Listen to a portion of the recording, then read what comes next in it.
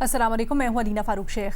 भारत के सिंतास माहिदे को यकतरफा तौर पर मुअत्तल करने, पाकिस्तान के खिलाफ आरबी जारहियत की धमकियों के बाद पाकिस्तान ने इसके ऊपर बड़ा सख्त और एक वाज़े मौक़िफ़ लिया है। इस सिलसिले में पाकिस्तान अपना जो मुकदमा है, अपना मौक़िफ़ मुख्तलिफ़ फोरम्स के ऊपर उठा रहा है। साथ ही साथ इससे मुतल्लिक़ पाकिस्तान मुख्तलिफ़ प्रेस कॉन्फ्रेंसेस भी कर रहा है और सेमिनार्स भी कर रहा है। इसी के ऊपर हम बात करते हैं कि जो सारा मामला है इस पर क्या हिकमत अमली है, क्या हो सकती है और ये क्या रुख इख्तियार कर सकता है। हमें पता है कि भारत जब से पिछले साल पाकिस्तान और भारत के दरमियान जंग हुई तभी धमकी दी और उसके बाद भारत के जो मुख्तलिफ़ वज़रा हैं वो इस सिंतास माहिदे को जो आबी गुज़रगाहें हैं भारत से होकर पाकिस्तान में आती हैं, ख़ास तौर पर उनको किस तरह से रोकने और इसको एज ए टूल इस्तेमाल करना पाकिस्तान के ख़िलाफ़, इसको मैनिपुलेट करने की कोई ना कोई साजिश, कोई ना कोई कोशिश कर रहे हैं, बयान देते हैं, धमकियां देते हैं। इसके ऊपर पाकिस्तान ने न सिर्फ मौक़िफ़ अपनाया है बड़ा सख्त, बल्कि मुसद्दिक़ मलिक साहब और वज़ीर इत्तलात अता तारर साहब ने कल भारत को क्लियर वार्निंग भी दी है। क्या कहते हैं वो, उन्हीं की ज़बानी सुनिए पहले। हम तो ऐलान कर चुके हैं कि जो हमारे पानी पे हाथ डालेगा हम वो हाथ ही काट देंगे, और सिर्फ ऐलान नहीं कर चुके, 2 मरतबा 1-1.5 साल में दिखा चुके हैं। लेकिन सवाल इंसाफ का भी तो है।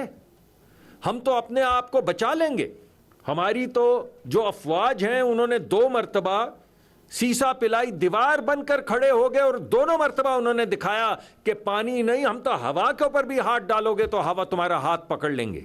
इंडस वाटर्स ट्रीटी यूनिलैटरली यकतरफा तौर पे ना उसको रिवोक किया जा सकता है, ना उसे ख़त्म किया जा सकता है, ना उसमें किसी किस्म की तरमीम या रद्दोबदल की जा सकती है। हर फोरम पे इस पे फील्ड मार्शल सईद आसिम मुनीर साहब ने भी बात की है कि जो पानी है वो हमारी लाइफ लाइन भी है और वो हमारी रेड लाइन भी है, और ये हमारे लोगों का हक है पानी के ऊपर through a legally enforceable treaty, जिसको बाकायदा तौर पर दोनों ममालिक ने तस्लीम किया था और वो आज नाफिजुल अमल है, और जिस पर मुतअद्दिद फोरम्स के ऊपर भारत को बड़ी रुसवाई का सामना करना पड़ा है और उनका स्टांस किसी एक फोरम पर भी उसको तस्लीम नहीं किया गया। इसी अस्ना में एक सेमिनार भी हो रहा है पाकिस्तान के अंदर, इंटरनेशनल, इसके अंदर एक्सपर्ट्स मौजूद हैं जो कि इस पर अपनी माहिराना राय दे रहे हैं। इसी से खिताब किया बिलावल भुट्टो ज़रदारी ने और कहा कि पानी का मसला हल किए बगैर पाकिस्तान और भारत के दरमियान अमन मुमकिन नहीं है। मुख्तलिफ ज़ावियों से पाकिस्तान अपना मौक़िफ़ तो पेश कर रहा है, लेकिन इस मसले को, भारतीय खिलाफ वर्जियों और कोशिशों को रोकने के लिए पाकिस्तान के पास क्या मुख्तलिफ ऑप्शंस मौजूद हैं। अपने तज्ज़ियाकारों से इस सवाल से आगाज़ करते हैं डिस्कशन का। हमें ज्वाइन कर रहे हैं आज इरशाद भट्टी साहब, सैयद मोहम्मद अली साहब, उमर चीमा साहब और सलीम साफ़ी साहब भी हमारे साथ मौजूद हैं। मोहम्मद अली साहब, आपसे डिस्कशन शुरू करना चाहेंगे और आप बुनियादी सवाल का तो जवाब देंगे कि पाकिस्तान के पास क्या ऑप्शंस हैं, क्या हिकमत अमली हो सकती है, लेकिन इससे पहले ये बताइएगा कि अभी कुछ देर पहले मैं पाकिस्तान के जो मौक़िफ़ है और पाकिस्तान ने जो प्रेस कॉन्फ्रेंस की, इसके ऊपर भारतीय रिएक्शन देख रही थी।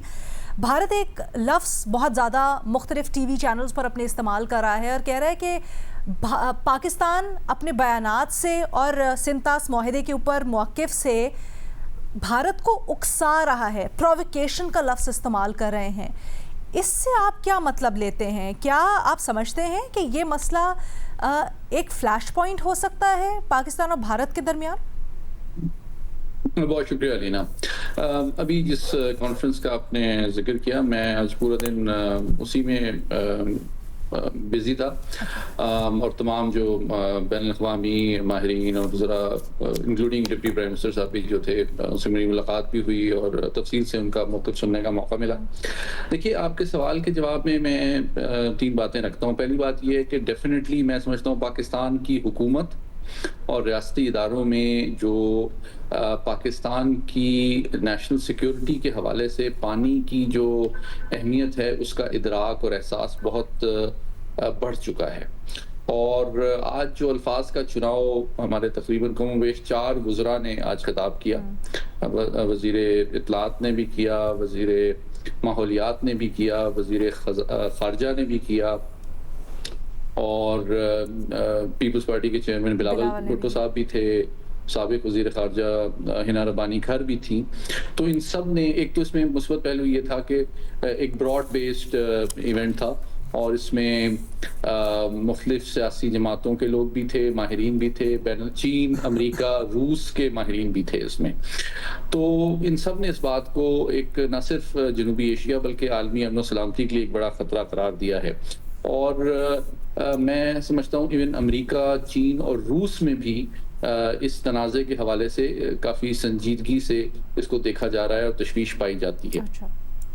دوسری بات یہ ہے کہ آج جو موقف حکومت کے مختلف وزراء نے رکھا ہے اس کانفرنس میں، اس سے یہ ظاہر ہوتا ہے کہ حکومت کو اس کا احساس ہے کہ نہ صرف یہ کہ یہ تصویراتی جو سلامتی ہے اس خطے کا استحکام ہے، اس کے لیے بہت زیادہ حساس معاملہ ہے، بلکہ پوری پاکستانی قوم جو ہے ان کی کوالٹی آف لائف، ان کا معیار زندگی جو ہے، چاہے وہ فوڈ سیکیورٹی ہو، واٹر سیکیورٹی ہو، ایگریکلچرل سیکیورٹی ہو، ہیلتھ سیکیورٹی ہو، ہماری ٹیکسٹائل انڈسٹری ہو، ایکسپورٹس ہو، اکانومی ہو، وہ اس سے جڑی ہوئی ہے.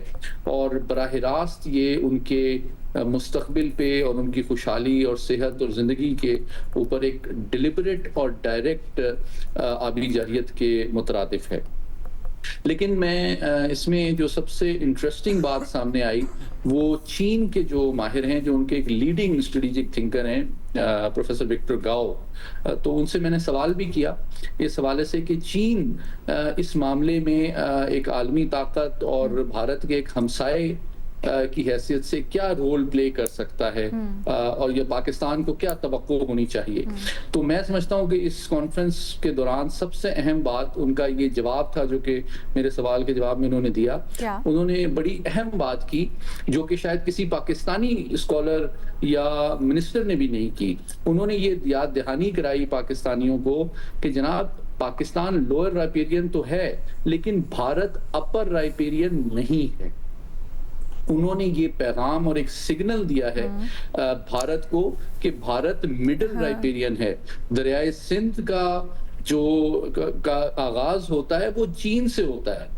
تو اگر چین اور پاکستان مل کر ایک حکمت عملی بنائیں اس خطے میں پانی کی فیئر ان انٹرپٹڈ سپلائی کو انشور کرنے کے لیے، کیونکہ چین کے 2 بڑے دریا جو ہیں وہ بھارت میں آتے ہیں اور جس پہ بھارت کی بھی آبی سلامتی اور قومی سلامتی کا دار و مدار ہے، جس میں برہم پترا بھی شامل ہے. تو اگر پاکستان اور چین کو چاہیے کہ وہ مل کر ایک ایسی حکمت عملی بنائیں کہ بھارت کے لیے یہ پاسبل ہی نہ ہو کہ وہ یک طرفہ طور پہ پاکستان میں آنے والے پانی کو بند کر سکے، اور اس کے سدباب کے طور پہ پاکستان کی حمایت میں چین جو ہے وہ جو آبی وسائل چین سے بھارت کو وصول ہوتے ہیں اس پہ بھی وہ اثر انداز ہو سکتا ہے. یہ بڑی ببانگ دہل اور واضح بات انہوں نے چینی سفیر بھی سامنے موجود تھے ان کے سامنے کی ہے اور اس کو دہرایا ہے. تو میں سمجھتا ہوں عالمی سطح پہ یہ ایک بڑی امپورٹنٹ بات ہے. لیگل آپشنز پہ بھی بات ہو رہی ہے، انٹرنیشنل فورمز پہ اٹھانے کی بات ہو رہی ہے، لیکن چین کی جانب سے ایک واضح پیغام کہ وہ پاکستان کی قومی سلامتی، پاکستان کے آبی مفادات میں نہ صرف تعاون کرنے کے لیے تیار ہے بلکہ مکمل وہ سپورٹ کرے گا پاکستان کی کسی بھی آپشن کو، تاکہ بھارت جو ہے پاکستان کو آبی جارحیت کے ذریعے سے نقصان نہ پہنچا سکے. یہ آپ نے بڑی دلچسپ اور بڑی اہم ایک بات کی ہے جو ایک بالکل ایک الگ زاویہ کھول دیتی ہے کنورسیشن کے لیے. گو کہ میں یہ سمجھنا چاہتی ہوں کہ کس طرح سے پاکستان اور چین اس معاملے کے اوپر شراکت داری کر سکتے ہیں کہ بھارت پاکستان کے خلاف کوئی جارحیت نہ کرے آبی طور پر، اور پھر یہ بھی اس میں شیورٹی ہو کہ جب ہم ایکول واٹر یا نیچرل ریسورس جسٹس کی بات کرتے ہیں تو بھارتی شہریوں کے ساتھ بھی انجسٹس نہ ہو. یہ کیسے ممکن بنایا جا سکتا ہے but well come back to this. Saleem Safi صاحب، سر آپ کہیے گا یہ جو تشویش ہے یہ عالمی طور پر اس وقت پائی جاتی ہے کہ پانی کے مسئلے کو لے کر ان دونوں ممالک کے درمیان نہ صرف ایک بڑا مسئلہ چھڑ سکتا ہے، ایک تناؤ کشیدگی بڑھ سکتی ہے، بلکہ اس سے جو ہیومینیٹیرین کرائسس جنم لے سکتا ہے اور ایک اس طرح سے نیچرل ایک ناانصافی ہے پاکستانی عوام کے ساتھ اگر بھارت اپنی تھریٹس کے اوپر عمل درآمد کرتا ہے. آپ کے خیال میں کس طرح سے پابند کر سکتا ہے اس وقت عالمی دنیا یا وہ فورسز یا وہ قوتیں جو اس وقت تشویش میں مبتلا ہیں بھارت کے اس رویے کے اوپر؟ دیکھیے، ایک تو پاکستانی عوام کا معاملہ ہے یا پاکستان اور انڈیا کا معاملہ ہے، تو اس میں تو یہ obvious ہے کہ اگر انڈیا پانی کو بند کرتا ہے تو پاکستان میں یہ انسانی المیہ بھی بن جاتا ہے اور یہ پاکستان کے لیے زندگی اور موت کا سوال ہے.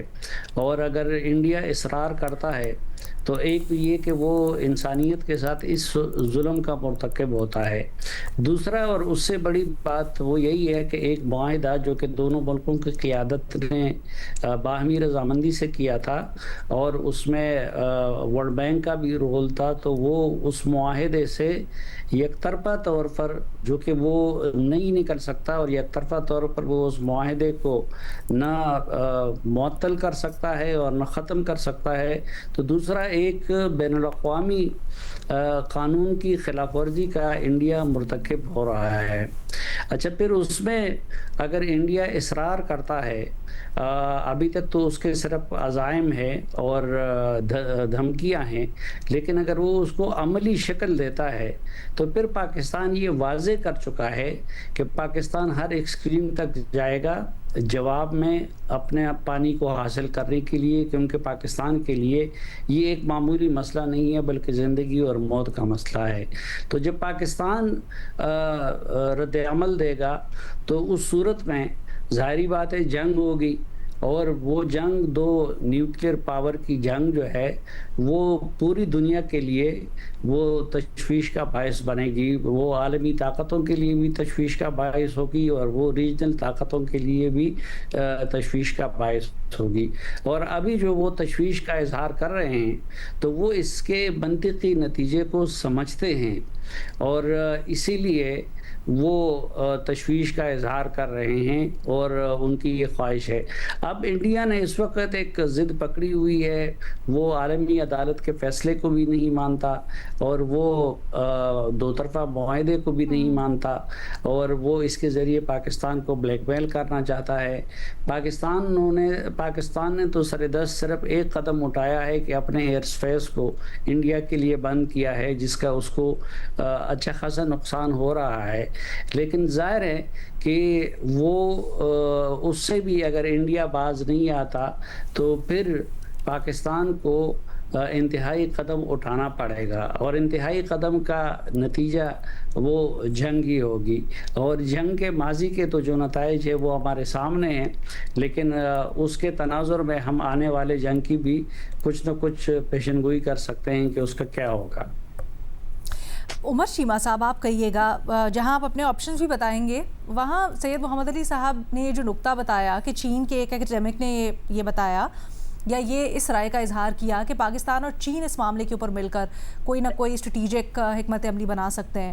اب آپ کے خیال میں یہ تجویز کیسی ہے اور کیا یہ صرف ایک ایکڈیمک اپروچ ہوگی یا کہیں نہ کہیں چین کی حکومتی سطح کے اوپر یہ پالیسی میں بھی تبدیل ہو سکتی ہے یا وہاں پر اس کے اوپر سوچا جائے گا یا ول بھی پائی جاتی ہوگی اس سلسلے میں؟ دیکھیں، اس کو دیکھنے کے 2-3 طریقے ہیں. ایک تو یہ ہے کہ جو ہم نے قانونی رستہ اختیار کیا، شروع میں کیا، انہوں نے ایک اس کو التوا کا شکار کیا. یہ کوئی پانی ہے، کوئی بینک کی قسط تو نہیں ہے نا کہ آپ کہیں کہ کچھ عرصے کے لیے ہم اس پہ کوئی ایڈجرن کر رہے ہیں یا ہم روک رہے ہیں. ایسی بات تو نہیں ہے. یہ پانی ہے، یہ ایک لائف اینڈ ڈیتھ کا مسئلہ ہے دو ممالک کے لیے اور انڈیا کو اس حساسیت کا اندازہ ہے کہ پانی پاکستان کے لیے کتنا زیادہ اہم ہے. لیکن یہ ہے کہ ہم جو سالسی کے فورم میں میڈیشن کے ہم ادھر بھی گئے، لیکن انڈیا کا رویہ اس ناکام اسٹوڈنٹ کی طرح ہے کہ جو امتحان میں کوئی فیل ہو جائے اور وہ کہے کہ میں اس نظام کو نہیں مانتا. اب یہ دیکھیں، یہ ایک بہت بڑی بات ہے کہ آپ نے ایک جو انٹرنیشنل لیول پہ ثالث ہے ان کی ہم بہت اہمیت تصور کرتے ہیں، ان کی طرف سے لگائی جانے والی پینلٹی وہ آپ پر یعنی کہ آپ پر مسلط ہوتی ہے، آپ کو وہ پے کرنی پڑتی ہے انلیس کہ آپ کو یہ آپ کے درمیان کو پیچ اپ ہو جائے. لیکن انڈیا اس نے بادر ہی نہیں کیا، وہ ورلڈ بینک کو بادر نہیں کر رہا. تو یہ ہمارا ایک تو یہ قانونی طریقہ تھا جو ہم آلریڈی اختیار کیے ہوئے ہیں، اور جس میں ابتدائی طور پہ ابھی تک جو نتائج ہیں وہ ہماری فیور میں جا رہے ہیں، لیکن انڈیا ادھر ڈٹائی کا مظاہرہ کر رہا ہے. دوسرا یہ ہے کہ ہم اپنے مختلف جو سفارتی فورم ہیں ان کو استعمال کریں، اوورآل جو ایک انٹرنیشنل اوپینین ہے اس کو موبلائز کریں، مختلف فورم پر جا کر، یو این کے فورم پہ جا کے، جو باقی فورم ہیں ان پر جا کر ہم اس کو یہ کریں. اب یہ تیسرا جو آپشن ہے جو کہ یہ جو چائنیز ایکسپرٹ ہیں ان کے حوالے سے دیا ہے، اچھا یہ دیکھنے میں تو اچھا لگتا ہے اور یہ بات درست ہے کہ جو پانی ہے اس کا اوریجن جو ہے وہ تو چائنا ہے، کہ اپر ریویرین چائنا ہے، یعنی کہ ادھر سے بھارت آتا ہے اور بھارت سے آگے پاکستان آتا ہے. اب یہ بات جو ہے بھارت کو بھی اس بات کا احساس ہونا چاہیے کہ وہ بھی چائنا سے پانی لے رہا ہے، اگر کبھی اس کا چائنا نے اس کا پانی بند کیا تو پھر کیا کرے گا. لیکن یہ ہے کہ چائنا کے بارے میں مجھے ایسے محسوس ہوتا ہے کہ جیسے نا ہمارے توقعات بہت زیادہ ہوتی ہیں.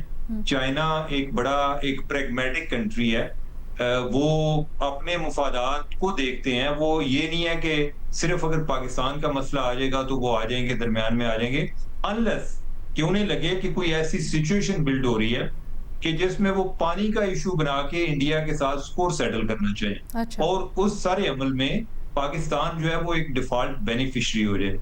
صرف پاکستان کے لیے وہ ان کا پانی بند کریں گے، یعنی کہ مجھے یہ لگتا ہے کہ it's too good to be true, یعنی کہ اللہ کرے ایسا ہو. لیکن مجھے لگتا نہیں ہے کہ چائنا اس ایکسٹریم لیول پر جائے گا. ان کی انڈیا کے ساتھ تجارت بھی ہم سے بہت زیادہ ہے، باقی معاملات بھی ان کے چل رہے ہیں، اگرچہ ان کے کوئی محبت بھی نہیں ہے لیکن ان کی کوئی اس طرح سے دشمنی نہیں ہے کہ کوئی کٹ آف نہیں انہوں نے کیا ہوگا ایک دوسرے کے ساتھ جس طرح کے ہمارے اور انڈیا کے تعلقات ہیں.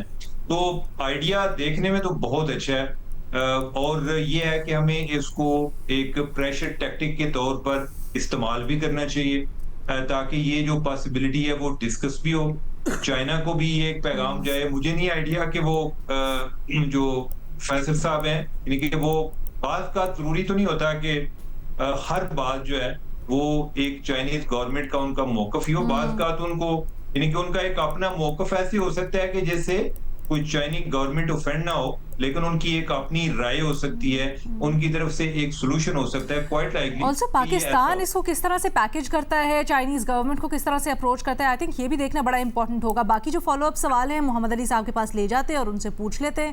ارشاد بھٹی صاحب کو تیسرے شامل گفتگو کرتے ہیں، پھر اس کے اوپر واپس آتے ہیں. بھٹی صاحب، آپ کے خیال میں پاکستان نے مختلف اس کے اوپر آپشنز ابھی تک سال کے اندر جب سے دھمکایا جا رہا ہے استعمال کیے بھی ہیں؟ پاکستان بڑا پرو ایکٹیو ہے، سفارتی طور پر بھی سیمینارز بھی منعقد ہو رہے ہیں آگہی کے لیے. مزید پاکستان کیا کر سکتا ہے اس سلسلے میں؟ بھارت کو کس طرح سے روکا جا سکتا ہے؟ میڈم شیخ، پہلی بات تو وہی کہ میں اپنی حکومت کے ساتھ ہوں اس معاملے پر، اور جو ابھی آپ نے مصدق ملک صاحب کے جذبات سنوائے وہی میرے جذبات بھی ہیں. اور میڈم شیخ یہ ذہنوں میں رہے کہ یہ دو ایٹمی طاقتوں کے درمیان ایک شرارت سے بنا ہوا جھگڑا ہے، اور یہ 2.25 ارب انسانوں کا معاملہ ہے.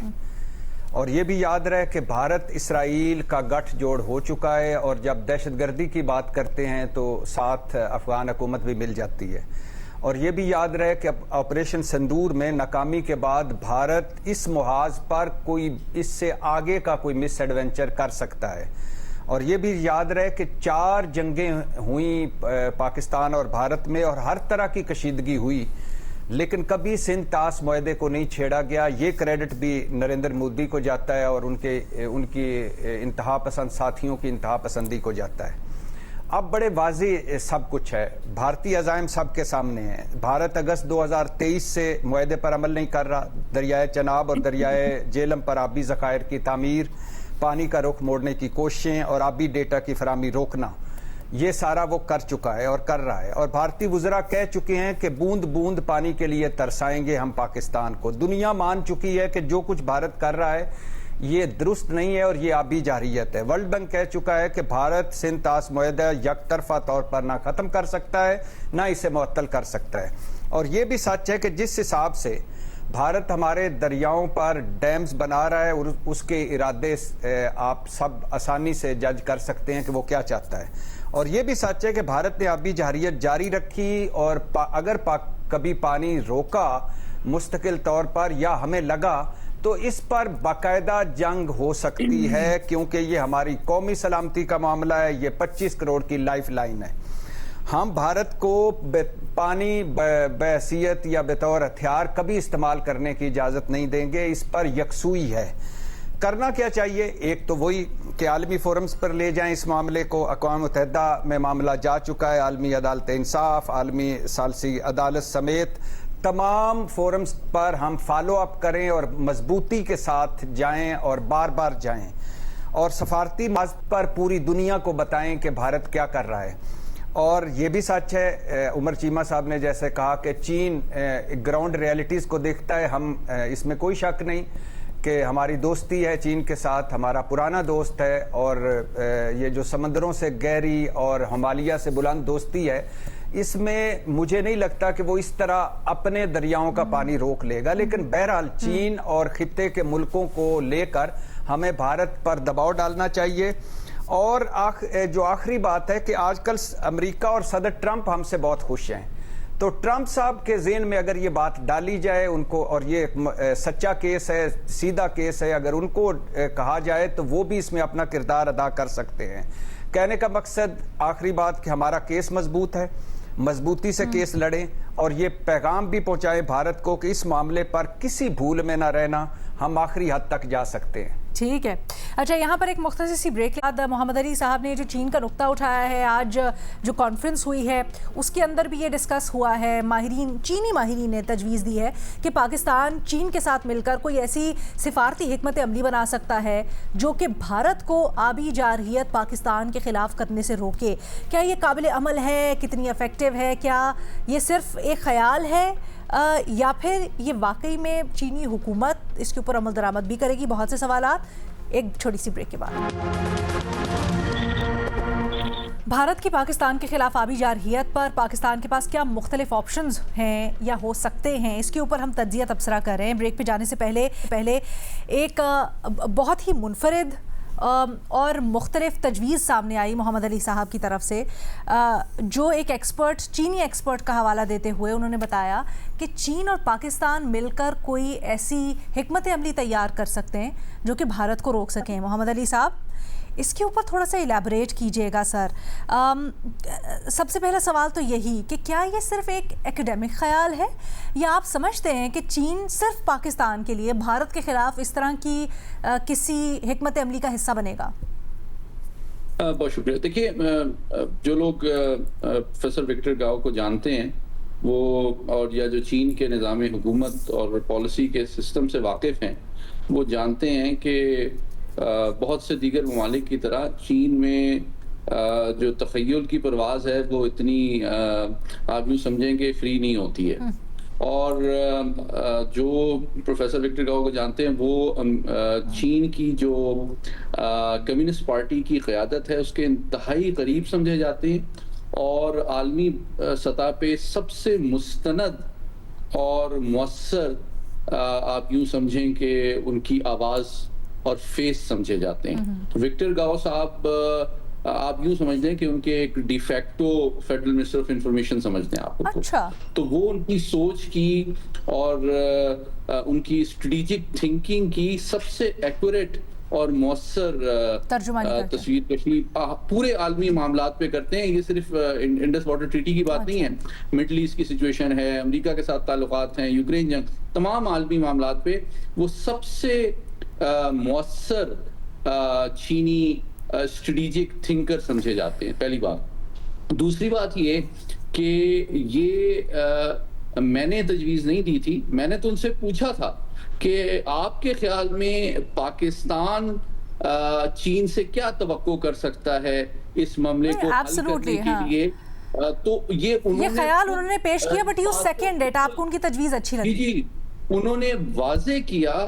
میں نے تو ان سے پوچھا کہ جی ڈپلومیٹکلی لیگلی اور اسٹریٹجکلی کیا سپورٹ کر سکتے ہیں پاکستان کے موقف کے لیے. تو انہوں نے کہا جناب چین جو ہے پاکستان چین کو مل کر فوری طور پہ, ان کے الفاظ تھے ایز سون ایز پاسبل, ایک کوارڈینیٹڈ حکمت عملی بنانے کی ضرورت ہے. محمد علی صاحب اب میں چاہتی ہوں ایبسولوٹلی وہ پوائنٹ کلیئر ہو گیا کہ آپ ان کی تجویز کو سیکنڈ کر رہے ہیں, آپ کو سمجھ آئی ان کا خیال. تھوڑا سا یہ کلیئر کیجئے گا سر, اگر کوئی ایسی حکمت عملی ہوتی ہے تو وہ جو حکمت عملی ہے اس سے یہ کیسے احتمال دور کیا جا سکتا ہے, یہ خدشہ کہ وہ جارحیت کے زمرے میں نہ آئے یا وہ انٹرنیشنل لاز کی خلاف ورزی تصور نہ ہو؟ جی بہت اہم سوال کیا. دیکھیں میں اس کا, اگر آپ 2 منٹ دیتے ہیں میں اس کا ایکسپلین کرتا ہوں. پہلی بات یہ ہے کہ جو حکمت عملی ہے پاکستان کی, پہلی بات ڈیفینیٹلی انفارمیشن ڈومین میں دنیا کو آگاہ کرنا ہے کہ ہمارا موقف کیا ہے, یہ ہماری نیشنل سیکیورٹی کے لیے کتنا بڑا خطرہ ہے.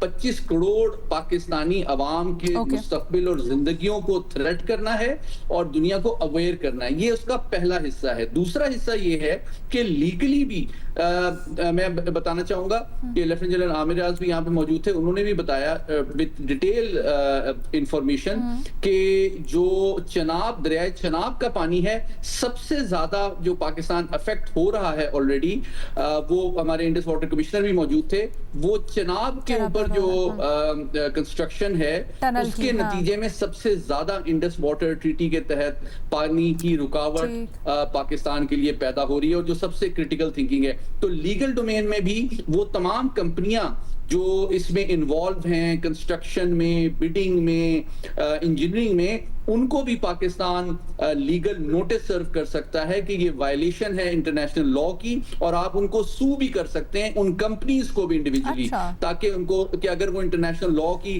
وائلیشن کرتے ہیں تو اس کا ان کو خمیازہ بھگتنا پڑے گا, اور ان کے لیے قانونی اعتبار سے بھی حوصلہ شکنی کی جا سکتی ہے. تیسرا پہلو جو تصویراتی ہے وہ ڈیفینیٹلی جنرل عامر نے بھی اور جو چیئرمین ہیں ہمارے پیپلز پارٹی کے بلاول بھٹو, انہوں نے کئی دفعہ کہا کہ دیکھیں جی یہ ہماری ریڈ لائن ہے, اور ہم اپنی طاقت محمد علی صاحب کوئی سورس جو ہے, قطع کلامی کی معذرت, لیکن گفتگو کا جو ایپی سینٹر تھا وہ یہ تھا کہ اگر بھارت پاکستان کو یہ دھمکی دیتا ہے کہ ہم تمہارا پانی بند کریں گے, تو پاکستان اور چین مل کر, کیونکہ سب سے اوپر تو چین ہے, تو دھمکی یہ دے سکتا ہے بھارت کو کہ چین بھی بھارت کا پانی بند کر دے گا, پھر بتاؤ تم کیا کرو گے. تو یہ کہنا, یہ دھمکانا کیسے انٹرنیشنل لا کی خلاف ورزی نہیں ہوگی پاکستان اور چین کے پارٹ پر بھی؟ ہم کس طرح اپنے آپ کو سیف گارڈ کر سکتے ہیں اس حکمت عملی میں؟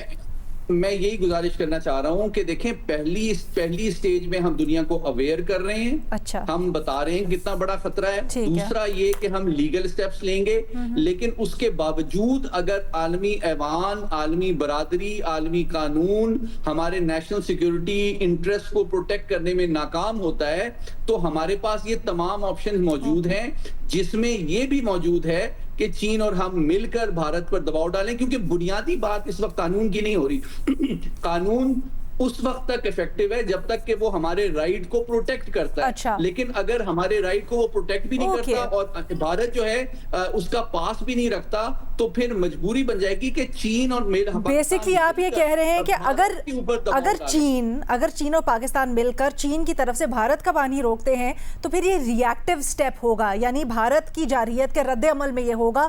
تو شاید میں اس کو ری ایکٹیو نہیں کہوں گا, میں اس کو کہوں گا جو ایکوریٹ ورڈ ہوگا اسٹریٹجی میں, اس کو ڈیٹرنس کہا جائے گا, کہ جناب آپ بھی اتنے ہی وولنریبل ہیں چین سے آنے والے پانی پہ جتنا ڈیپینڈنٹ ہیں, اسی طرح پاکستان انڈس واٹر ٹریٹی کے تحت پانی پہ ڈیپینڈنٹ. اچھا, ری ایکشن اور ڈیٹرنس میں لیگلی اگر دیکھا جائے تو بہت فرق ہے اور بہت اس کے اوپر بحث ہو سکتی ہے, لیکن میں چاہتی ہوں باقی تجزیہ کار جن کو اس کے اوپر آبجیکشن تو نہیں, سوالات تھے, وہ اگر اس میں کنٹریبیوٹ کرنا چاہیں. عمر چیمہ صاحب کے پاس پہلے جاتے ہیں. دیکھیں میرا اس میں ایک بڑا نیوانس قسم کا ڈیفرنس ہے. میں یہ نہیں کہتا کہ ہمیں یہ پرسیپشن کو استعمال نہیں کرنا چاہیے, میں کہتا ہوں کہ اس کو بہت زیادہ استعمال کرنا چاہیے. ہم جتنا انڈیا کو ڈرا سکتے ہیں ہمیں ڈرانا چاہیے کہ چین ہمارے ساتھ ہے اور ہم کچھ کرنے لگے ہیں. یہ اسی طرح کہ جیسے جہازوں کی بات ہوئی یا جو جنگ میں چائنا نے ہماری ہیلپ کی, جو ہم نے اس کو بیان کیا, جو اس کی فریمنگ ہوئی نا وہ اوور ایگزیجریٹڈ بھی ہے. یعنی کہ ہم نے اپنے آپ کو بھی اس میں سے مائنس کر دیا، ایسے لگ رہا تھا جیسے ہمارے پلے کچھ نہیں ہے، جیسے ہر چیز چائنا سے آئی ہے. ایون جو انڈیا کے کومنٹیٹرز اینالسٹ ہیں انہوں نے بھی اس تاثر کو سٹرانگ کیا. تو چلے اگر یہ تاثر بنا ہوا ہے تو ہمیں یہ کرنا چاہیے. یہ دو چیزیں ہیں کہ ہمیں اس کو پش کرتے رہنا چاہیے. ایٹ دا سیم ٹائم میں ایک ایکسپیکٹیشن کی، ایک ریئلٹی کی بھی بات کر رہا ہوں. اگر چائنا ہماری ہیلپ کرتا ہے مجھے کوئی اعتراض نہیں ہے.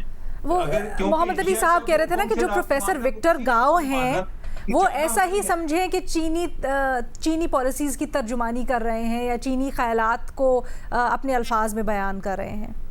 ٹھیک ہے، اگر ایسا ہے، یعنی کہ ایسا ہے تو میرے خیال بہت اچھا ہے. میں تو یہ کہہ رہا ہوں کہ it's too good to be true. اگر ہو تو بہت ہی اچھا ہے.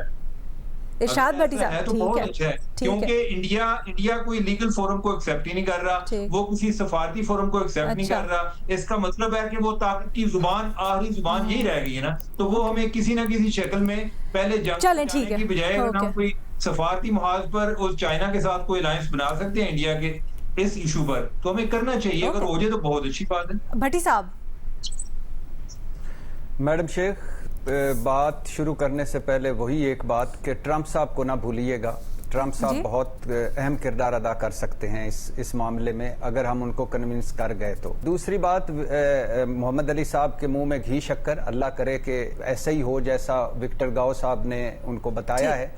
لیکن مجھے ایسا لگ نہیں رہا کہ کبھی چائنا یہ کہے گا کہ پانی کھول ورنہ اسی تیرا پانی بند کر رہے ہیں. ایسا مجھے لگ نہیں رہا. لیکن بہرحال دباؤ ڈلوانا، خطے کے ممالک کو ساتھ ملانا اور چین جیسے دوست کو ساتھ ملانا، یہ بہت ہی اچھی بات ہے اور ہونی چاہیے. اچھا، آئی نو سلیم صافی صاحب کہ یہاں پر یہ سوچ پائی جاتی ہے اور ہم نے کہیں نہ کہیں اس کا عملی مظاہرہ بھی دیکھا کہ بلی کی زبان میں ہی جواب دینا ہوتا ہے کئی بار. لیکن کیا آپ سمجھتے ہیں پانی جیسے حساس معاملے اور بنیادی انسانی ضرورت کے معاملے کے اوپر یہ حکمت عملی اپنائی جانی چاہیے، یا آپ سمجھتے ہیں کہ یہ ایکسیسو ہو جائے گا؟ دیکھیے، جو چین کا معاملہ ہے تو چین تو یہ بات عرصے سے کی جاتی ہے. جو آبی ماہرین ہیں تو وہ یہ کہتے تھے کہ اگر ہندوستان اس اصول کو توڑتا ہے اور کسی معاہدے اور کسی اصول کو ذہن میں نہیں لاتا تو پھر اس سے اوپر تو چین واقع ہے اور چین اس کے پانی کو بند کر سکتا ہے.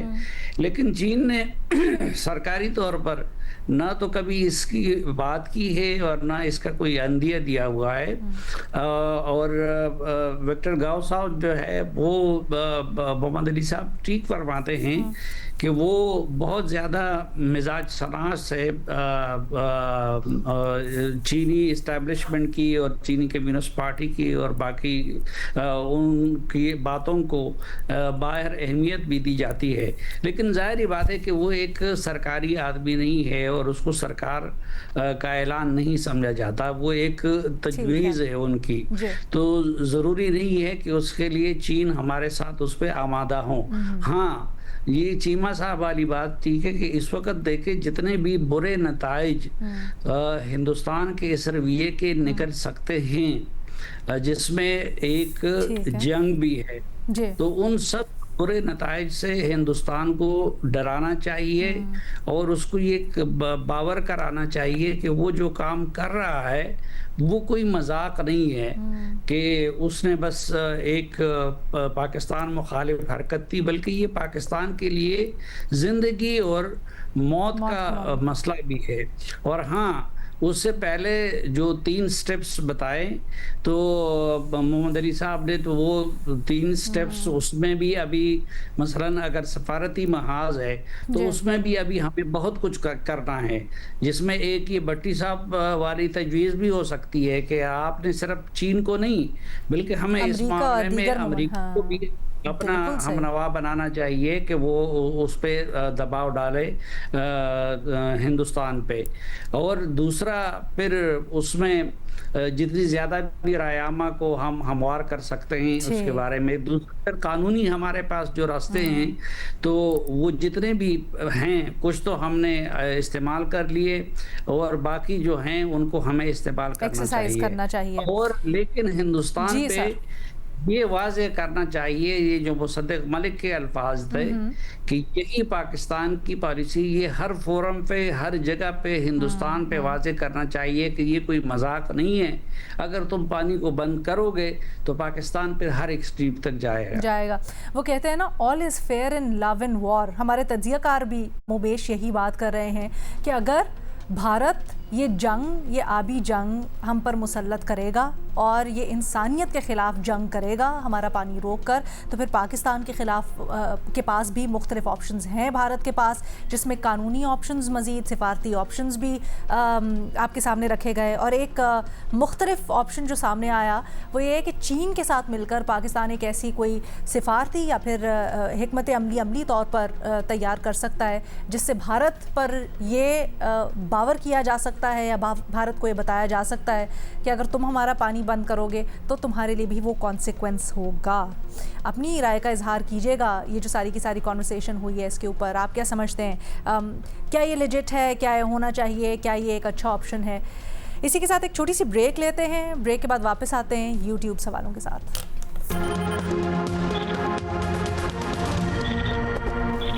ویلکم بیک جی۔ سلیم صافی صاحب، آپ سے ایران اور امریکہ کی جو اب ملاقات ہونی ہے ٹیکنیکل معاملات کو آگے بڑھانے اور معاہدے کے اوپر عمل درآمد کے سلسلے میں، اس سے متعلق سوال ہو رہا ہے۔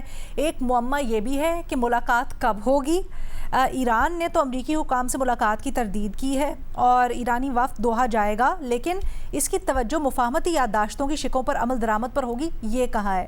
پھر ہم نے پچھلے ہفتے دیکھا اوور دا ویکینڈ کے جھڑپیں بھی ہوئیں امریکہ اور ایران کے درمیان۔ ایران نے ایک گزرنے والے شپ کو نشانہ بنایا جس سے سارا کا سارا معاملہ ذرا تناؤ پکڑ گیا، کشیدہ ہو گیا اور بہت ساری تشویش پائی جاتی ہے تمام سٹیک ہولڈرز کو اس وقت۔ سر، اس معاملے کے اوپر کیا ایران کا جو موقف ہے یا جو عملی طور پر وہ کر رہا ہے وہ اس کو نقصان پہنچا سکتا ہے؟ ایران کے موقف میں ایک مسئلہ یہ ہے کہ اس سے معاملہ طول پکڑتا جاتا ہے۔ وہ خود بڑے صبر والے ڈپلومیٹ ہیں اور اس سے کام لیتے ہیں، لیکن بعض اوقات اس سے معاملہ بھی طویل ہو جاتا ہے۔ ابھی یہ جو ابہام پیدا ہوا ہے تو ابہام اس سے پیدا ہوا ہے کہ ایک امریکیوں کی طرف سے اعلان کیا گیا تو اس سے یہ تاثر ملتا تھا کہ جیسے دونوں امریکی اور ایرانی آمنے سامنے بیٹھ کے سوئٹزرلینڈ کی طرح یا اسلام آباد کی طرح مذاکرات کریں گے، لیکن ایران نے پھر یہ وضاحت کر دی کہ نہیں، وہ ادھر جا کے امریکیوں سے مذاکرات نہیں کریں گے، جس سے لوگوں نے انکار کا تاثر لیا۔ انہوں نے یہ کہا کہ وہاں پہ وہ ثالثوں سے بات کریں گے۔ تو وہ جس طرح ایک دو مہینوں تک تقریباً یہ ہوتا تھا کہ ان کا خط آتا تھا اور وہ پاکستان ایران تک پہنچ جاتا تھا اور پھر ان کا جواب جو تھا وہ ان تک پہنچ جاتا تھا، تو دوحہ میں وہی سلسلہ ہوگا کہ دونوں ملکوں کے وفود جو ہے وہ ثالثوں سے الگ الگ مذاکرات کریں گے، لیکن مذاکرات ہوں گے وہاں پہ اور سب ادھر موجود ہوں گے۔ سر، آئی نو بڑا ریٹوریکل سا سوال ہے لیکن اس سچویشن میں بالکل صادق آتا ہے۔ ٹریڈیشنلی ڈپلومیسی ہوتی بھی ایسے ہی ہے، سفارتکاری یا مذاکرات جس طرح سے ہم ایران کو دیکھ رہے ہیں، اور ایک پروسیس ہوتا ہے، بٹ اس تنازع نے اور اس کی ارجنسی نے خاص طور پر چیزوں کو بالکل مختلف کر دیا ہے اور بڑا تقاضا بھی کرتا ہے یہ سچویشن کہ جلد سے جلد حل کوئی نکلے۔ دونوں میں سے کون سی اپروچ آپ سمجھتے ہیں کہ درست ہے اس سچویشن میں؟ کیا ایران کا روایتی ڈپلومیسی کا طریقہ یا پھر جو اب ایک نئی ہم شکل دیکھ رہے ہیں ڈپلومیسی کی یا معاملے کو حل کرنے کی ارجنسی کا، وہ اپروچ؟ دیکھیے، اس وقت تو ہمارے سامنے دو مثالیں ہیں نا۔ ایک ٹرمپ کی ڈپلومیسی ہے، وہ بھی بالکل قابل قبول ڈپلومیسی نہیں ہے، اس کو اپریشیٹ نہیں کیا جا سکتا، کیونکہ ایک تو اس کا مسئلہ یہ تھا کہ وہ دھمکیاں بھی دیتے تھے اور مذاکرات بھی کرنا چاہتے تھے، اور دوسرا اس میں جھوٹ کا عنصر بھی بہت زیادہ ہوتا تھا اور مبالغے کا عنصر بھی بہت زیادہ ہوتا تھا، تو وہ بھی نہیں ہونا چاہیے۔ لیکن ایران کی طرف سے چونکہ ان کا نظام ایسا ہے کہ اگر معمولی نقطہ بھی ہو تو اس پہ انہوں نے سب کو کنسلٹ کرنا ہوتا ہے، پاسداران کو بھی اور اپنے مذہبی طبقے کو بھی اور سیاسی حکومت کو بھی. تو ان کی طرف سے سستی کا عنصر بہت زیادہ ہمیں دیکھنے کو ملتا ہے، اور اس کی وجہ سے یہ معاملہ اتنا طویل بھی ہو گیا. لیکن اب تو چونکہ اسلام آباد MOU سامنے موجود ہے اور اس کی بنیاد پہ مذاکرات ہونے ہیں، لیکن ایرانی یہ چاہتے ہیں کہ سٹیپ بائی سٹیپ وہ آگے بڑھیں ایک ایک چیز پہ. مثلاً ابھی جو میرا اندازہ ہے وہ یہی ہے کہ وہ کہتے ہیں کہ جو قطر میں ان کے اثاثے ہیں پہلے وہ غیر منجمد ہو جائے، ڈیفریز ہو جائے، تو اس کے بعد وہ ایک سٹیپ آگے چلے جائیں گے. اور امریکیوں نے بھی ابھی یہ step by step approach adopt کر لیا ہے. لیکن آمنے سامنے بیٹھنے میں مجھے کوئی قباحت نظر نہیں آتی، کیونکہ دشمن بھی آمنے سامنے بیٹھتے ہیں جب مذاکرات کرتے ہیں، اور دشمن ہیں اسی لیے تو یہ مذاکرات ہو رہے ہیں. تو اگر سوئٹزرلینڈ میں اور اسلام آباد میں آمنے سامنے بیٹھ گئے تو پھر ان کے ٹیکنیکل گروپس کو آمنے سامنے بیٹھنے میں کیا قباحت ہے؟ ٹھیک، تھینک یو سو مچ سلیم صافی صاحب. اچھا جی، ارشاد بھٹی صاحب، خبر یہ ہے کہ پیٹرولیم مصنوعات کی قیمتوں میں اتار چڑھاؤ سے نمٹنے کے لیے حکومت نے ایک پیٹرولیم پرائس سٹیبلائزیشن فنڈ قائم کیا ہے. زیادہ تفصیلات تو نہیں، لیکن یہ پتہ چلا ہے کہ ماہرین کہتے ہیں یا تو جو پیٹرولیم ڈیولپمنٹ لیوی ہوگی اس سے کوئی رقم، یا پھر دیگر جو سبسڈیز کی مد میں رقم ہوتی ہے وہ اس فنڈ میں ڈالی جائے گی، اور پھر جو اتار چڑھاؤ ہوتا ہے پیٹرول کی پرائس میں اس کو اس فنڈ میں سے بیلنس کیا جائے گا تاکہ عوام پر کم بوجھ ڈالا جائے. آپ کے خیال میں یہ میکنزم کیسا فیصلہ ہے؟ میڈم شیخ سنا میں، سوری ٹیکنیکل سوال آ گیا نا آپ کے حصے میں آج، اس لیے آپ اتنے پریشان ہو رہے ہیں؟ نہیں اس لیے اتنا خوش ہو رہا ہوں. پریشانی میں کبھی ہنستا نہیں ہوں، خوشی میں ہنستا ہوں. پہلی بات یہ ہے کہ فنڈ قائم ہو گیا، اور یہ بھی سنا ہے کہ اس میں 100 ارب کی ٹیکنیکل ضمنی گرانٹ بھی فراہم کی گئی ہے، اور یہ بھی سنا ہے کہ اس فنڈ میں پاکستان بھی، اوورسیز پاکستانی اور ملک کے اندر جو پاکستانی ہیں بشمول نواز شریف صاحب، شہباز شریف صاحب، بلاول بھٹو صاحب، آصف علی زرداری صاحب، یہ بھی عطیات دے سکتے ہیں اس فنڈ میں تاکہ غریبوں پر بوجھ کم پڑے. اب سوال ادھر میرا یہ ہے میڈم شیخ کہ اس فنڈ کی ضرورت کیا تھی؟ سبسڈی تو ویسے بھی حکومت دیتی رہتی ہے، اور قیمتوں کی اتار چڑھاؤ کے لیے پہلے بھی ادارے موجود ہیں، اور حکومت کی خیر سے بڑی گہری نظر ہے، ایک وزارت بھی ہے، اور اس کے آگے نیچے ڈویژنز بھی ہیں. یعنی اگر میں غلط نہیں ہوں تو 67 وزیر مشیر اور نکے وزیر، وڈے وزیر، ایڈوائزرز اور اسپیشل اسسٹنٹ کوآرڈینیٹرز شہباز شریف صاحب کے کوئی 400 کے قریب یا 40 غالباً 40 کے خلاف ڈویژن، 400 کے خلاف ڈپارٹمنٹس. تو اس کے بعد ایک اور یہ فنڈ کا قائم ہونا، اور اس سے کیا ہوگا؟ مطلب کیا اس سے کیا نکالنا کیا ہے؟ آپ نے کوئی اگر آؤٹ آف دا باکس جا کر کوئی حل نہیں نکالنا تو ان سے کیا نکلے گا؟ مجھے کوئی سمجھ نہیں آ رہی کہ یہ کیوں بنایا گیا ہے، کس لیے بنایا گیا ہے، اس کا مقصد کیا اور اس کا فائدہ کیا ہے. یہ میرا خیال ایک فارمیلٹی ہے، گونگڑوؤں سے مٹی جھاڑنے والی بات ہے، ایک رسمی کارروائی ہے. کسی اور ادارے کو بھی یہ ذمہ داری سونپی جا سکتی تھی اگر حکومت سمجھتی کہ اس سے بڑی بہتری آنی ہے، اور اس کے آج بن گیا ہے نا، نوٹیفیکیشن بھی سنا ہو گیا ہے، تو اس کے بعد دیکھ لیجئے کہ کتنی بہتری آئے گی.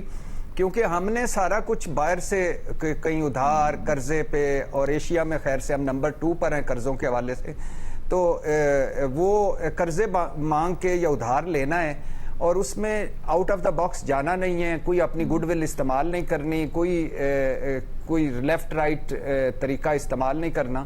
تو یہ ایک اندر ایک خانہ پوری ہے، اور مجھے تو اس خانہ پوری سے کوئی نہ کوئی امید ہے اور نہ کوئی سیٹسفیکشن ہے کہ بڑا کام ہو گیا اور اب ساری چیزیں کنٹرول میں آ جائیں گی. اچھا بھٹی صاحب آپ کی رائے کا بالکل احترام, لیکن میں چاہوں گی اس کے اوپر ہم مزید بھی بات کریں, اس کی جو ٹیکنیکلٹیز ہیں اس کو بھی ہم ڈسکس کریں. ایک کام کرتے ہیں, ہم کسی دن مزید ایکسپرٹس کو بھی بلا لیتے ہیں جو فائنینشیل ایکسپرٹس ہیں, پھر آپ کو بھی پینل پہ بلا لیں گے.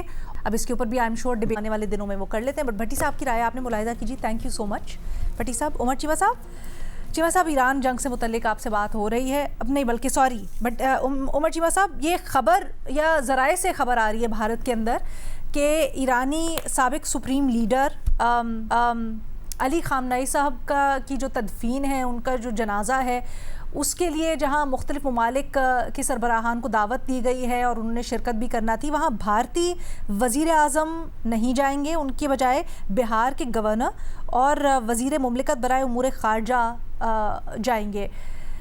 آپ اس فیصلے کو کس طرح سے دیکھتے ہیں, خاص کر بھارت اور ایران کے جو تعلقات ماضی میں رہے ہیں اور اس وقت جس طرح سے ہیں؟ یہ فیصلہ کیا خطے میں سیاست کو تبدیل کرے گا یا تعلقات کو تبدیل کرے گا مزید؟ یہ ایسے لگتا ہے کہ جیسے جو ایران اور بھارت کے تعلقات ہیں نا, وہ آخری دموں پر ہیں. اگر آپ دیکھیں 2024 میں جب ان کے پریزیڈنٹ رئیسی وہ ایک ہیلی کاپٹر کریش میں ان کی ڈیتھ ہو گئی تھی, تو ان کے جنازے میں شرکت کے لیے انہوں نے اپنے وائس پریزیڈنٹ کو بھیجا تھا. ابھی جو ان کے ایک روحانی رہنما جو کہ ان کے ٹاپ لیڈر آیت اللہ سپریم لیڈر ان کی شہادت ہوئی ہے, تو ان کی آخری رسومات میں شرکت کے لیے وہ ایک گورنر کو بھیج رہے ہیں اور ایک اسٹیٹ منسٹر کو بھیج رہے ہیں. مطلب یہ ہے کہ وہ 2024 سے بھی نیچے جا رہے ہیں اور یہ ان کی ترجیحات کا بھی تعین کر دیا. اب اس میں ایک بات بڑی ہے, میں یہ دیکھنا ہے کہ ان کو شہید کس نے کیا تھا. وہ اسرائیل کی بمبارڈمنٹ سے شہید ہوئے تھے. اسرائیل جو ہے, اسرائیل کے ساتھ جب سے مودی آیا اس کے بہت اچھے تعلقات ہیں, یعنی کہ ایون کہ انڈیا میں اس پر بہت زیادہ کرٹیسزم بھی ہوتی ہے, بڑے ایک متنازع قسم کے تعلقات ہیں. 2017 سے ان کا اسرائیل کے ساتھ بہت لگاؤ بڑھتا گیا, ان کی قربت ہوتی گئی اور ایران سے ان کے تعلقات جو ہیں وہ کم ہوتے گئے.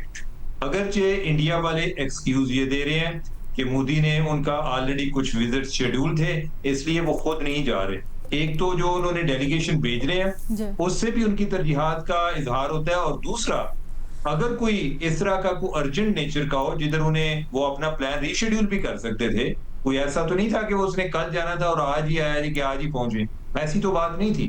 تو لہٰذا مجھے لگ رہا ہے کہ جیسے آنے والے ٹائم پہ یہ تعلقات اس میں سرموری اور زیادہ بڑھے گی, اور اس کو آئی ڈونٹ تھنک کہ اس کو مغربی دنیا کا بھی اس کو ہوگا کہ میں ادھر جاؤں گا تو ہمارا کیا تاثر جائے گا.